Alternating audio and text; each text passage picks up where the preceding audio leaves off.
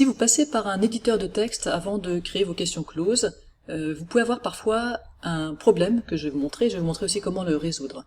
Donc ici j'ai écrit ma question close, j'ai bien vérifié la syntaxe, je suis contente de ma question, donc je la copie, et puis je vais créer une question close, que je vais appeler Mozart, et dans laquelle je colle, ce que j'ai bien pris le temps de faire très soigneusement. Et j'enregistre ma question. Et là, j'ai une erreur, on me dit ma question doit comporter au moins une réponse intégrée. Vous pouvez avoir d'autres types d'erreurs, d'ailleurs, ça peut être que simplement il y ait des réponses qui soient pas acceptées, enfin voilà. Mais là, en tout cas, on me dit que j'ai pas de... En fait, on me dit que j'ai pas de questions à l'intérieur de ma question, alors que moi je les vois bien, ma syntaxe est correcte, j'ai accolade, deux points, numérique, deux points égale 1756, fermer l'accolade, je comprends pas l'erreur. Alors elle se voit ici, on voit que c'est un peu bizarre, il y a des gras et des italiques, et effectivement, l'erreur vient de là.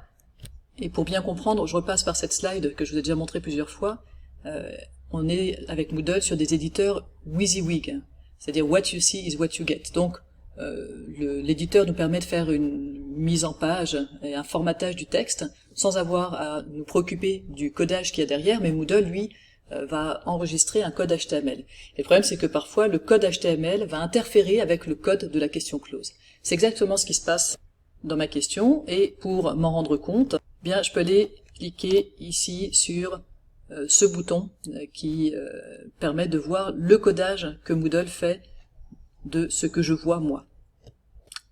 Je clique donc, et voici le code. Alors regardons-le d'un peu plus près. Je vois qu'effectivement, j'ai des informations sur la mise en page et sur le style du texte. Et je vois par exemple, j'ai un 2.n qui est venu s'intégrer au milieu de... Enfin voilà, il y a l'accolade, il y a une indication de style, span, style, etc. Puis le 2.n, puis encore une indication de style, puis le m. Et donc en fait, notre question, elle a été complètement éclatée à l'intérieur d'informations de formatage de texte. Donc effectivement, Moodle ne voit plus ici la question close. Alors comment on peut faire? Soit vous enlevez à la main ces indications de texte, de formatage de texte, pour retrouver,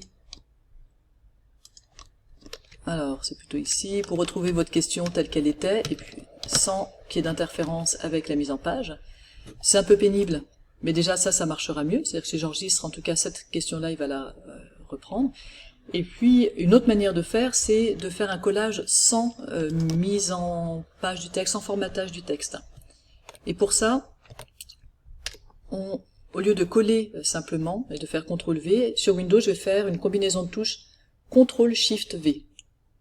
Si je fais CTRL plus SHIFT plus V, voilà ce qui se passe. Donc mon texte est collé, mais sans la mise en forme. Et si je regarde ce que Moodle retient, alors il a mis un certain nombre d'informations de mise en page avant mon texte, puis après mon texte, la totalité de mon texte, mais mon texte est en entier conservé tel que je l'avais copié, donc sans mise en page.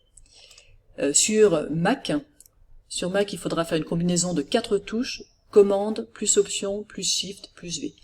Si vous ne retenez pas ces combinaisons de touches, c'est tout à fait normal, faites une recherche, collez sans mise en forme,